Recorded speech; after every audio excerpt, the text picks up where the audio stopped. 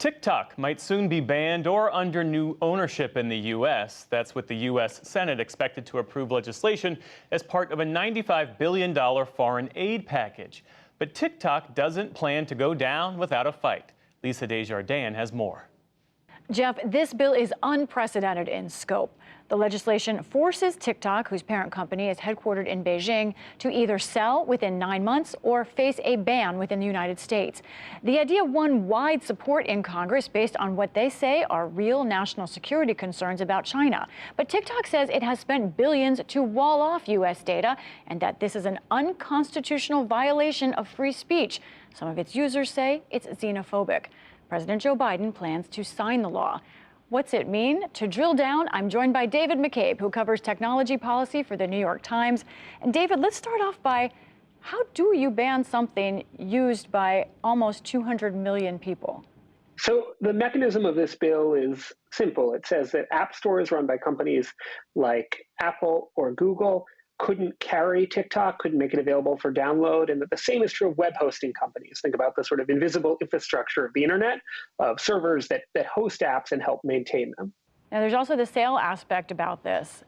How much do you estimate, or how much do people think TikTok could be worth? And we know there's an issue with its algorithm, that perhaps the parent company might not have to sell the algorithm. How does all that play in here? So these are key questions. It's expected that the app will be extremely expensive, which would limit the pool of potential buyers to companies that have a lot of cash or groups of investors like private equity firms that could pull capital together. And then there is this question of, will they sell the algorithm that recommends that endless feed of videos to users? Will they sell that along with the app? It's obviously a very important feature. It's also something that the Chinese government has suggested they might want to restrict leaving the country. I've read someone compare that to buying Coca-Cola without actually getting the recipe for the soda itself. You said extremely expensive. I am curious, what are we talking about here? Tens of billions of dollars? What's the range? I think that analysts have generally estimated, yes, at least tens of billions of dollars. So then something that expensive, David, who actually can buy it? And can that be done within 9 months as this law would set out? So that is the question here. And of course, the Senate pushed to extend the deadline in this bill to give them a little bit more time to play with to bring about a sale. And there are questions here, right? How would they separate TikTok from ByteDance, its parent company? What amount of time would that take, even if they could find a buyer quickly? And then there are questions about, could a sale survive antitrust review? The Biden administration has, of course, been very aggressive in trying to stop corporate consolidation and growth through these antitrust agencies like the Department of Justice, the Federal Trade Commission.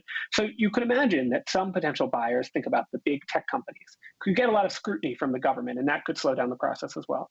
TikTok itself, in a statement, has said that this tramples on the free speech rights of this country and would devastate businesses and the economy. What do we know exactly about the potential economic effect? How much of there is one? So I think questions about the economic effect will come down to how this ultimately nets out, right? Is there a sale?